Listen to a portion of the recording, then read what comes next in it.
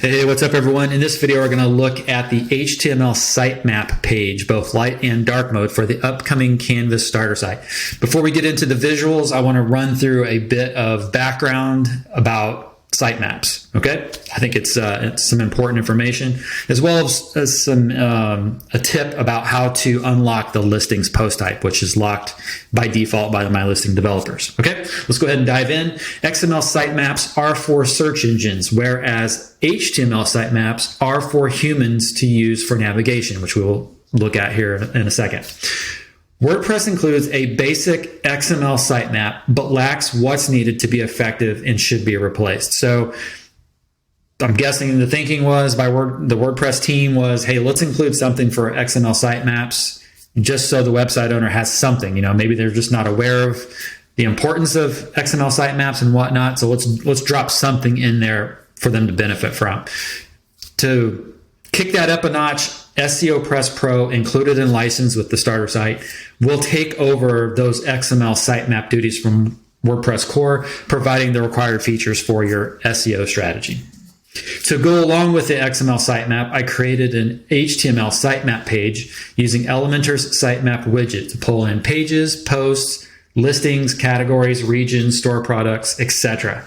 You can easily configure the sitemap widgets to pull in whatever information you want. You can remove some, you can add some. There's lots of other taxonomies that you can include. Totally up to you there what's important to your website.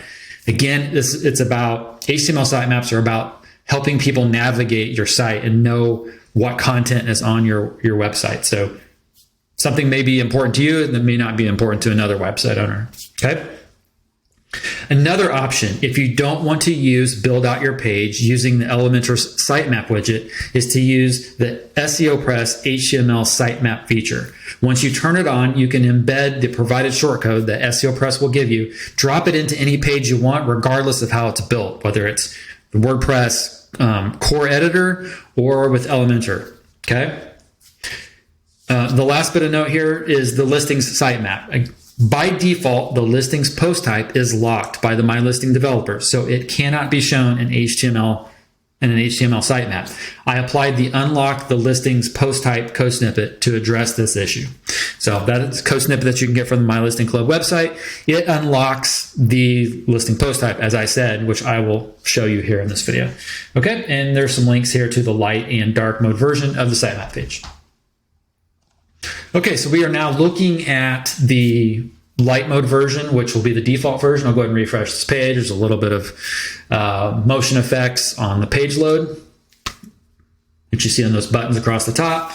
And using the branding, well, actually, let's go up a little bit further. The Canvas sitemap. So that heading, this heading right here, what this is doing is injecting the word Canvas, which is the site name. It's injecting the site name in before the word sitemap. So this H1 is built dynamically that way. So whatever your website name is going to be replace the word Canvas here. So that's how that's built. Next up then is these buttons here at the top, services and navigation. If you click on them, it'll drop you down into the section.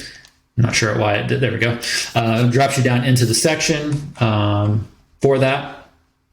Again, I'm pulling in pages, posts, categories, regions, listings, and store, but you can do whatever you want here. Okay. And the reason I did two across, for this white space here is thinking about long-term when you add more pages and things like that. Your posts are going to have longer names. Your pages may have longer names. Listings are definitely going to have longer names. So that white space is there because I use shorter names for the starter site for this stuff. But it's that white space is allowing for the future. And this is all easily adjust, folks. You can move this stuff around, you can do whatever, but the core is there. So corresponding to the colors of these buttons, I've colored the bullet points here. So as you go down, you see they get lighter and they match these buttons. Just a nice little flair there, in my opinion. If we look at the mobile design, got a pretty cool design on mobile. So everything is mobile optimized, ready to go. Let's refresh this. See that kind of like a cool cascade effect down there. You see everything's ready to go here. As far as mobile, And these are links. So again, this is for navigation. HTML sitemaps are for navigation. These are links. They can go click on these and actually go to the listing. So if they come here and let's say they're like, oh, they've got a listing for an expert that is a CPA. Oh, let's click on that, and then it's going to open up, that listing. So it's a navigation tool. Okay, so that's light mode. Let's go ahead and look at the dark mode version. Pretty much the same. It's just a dark background with the text adjusted slightly for that. I want to quickly show you, while I've got this pulled up, I want to show you the back end real quick. So again, in Elementor, if you look at each of these is a sitemap. So if I click into each of these, it's a sitemap. All right, and that's done intentionally as separate sitemaps. Okay, now you can go in here and you can add multiple things to one sitemap. So instead of just pages like I have here, you could add another item, and put that, whether it's a post type or a taxonomy, you can do that. I just chose to do one item per sitemap because then you can get granular with your configuration as far as the columns and things like that, and the styling and all that sort of thing. But yeah, so let's look here at the listings sitemap. So we see here that the source is job listing. Without that code snippet that I mentioned, this will not appear. It will not be available to you. Okay, that's a really important piece. But you see here the things that you can do with the post type. You've got post, pages, products, and job listings. The triggers is for the if so plugin that's also included with the starter site, but that's a topic for another day. But the important parts are the ones I mentioned: post, pages, products, and job listing. And then if you want to switch it over to taxonomy, then this opens up a whole bunch of stuff. You can do just like your blog post categories, tags, lots of things with products, vendors. You could list those in here. This site has WooCommerce product vendors implemented. You could drop those categories in there for the product vendors. You could drop the actual vendors in there. Listing tags, listing custom taxonomies we see here, and so on and so forth. Very, very powerful stuff.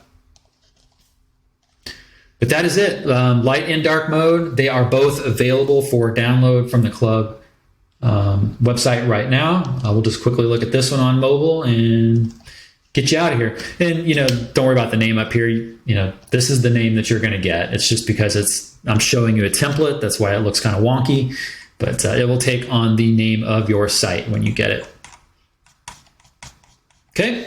All right, guys. Thanks for watching, and I will catch you in the next video. See ya.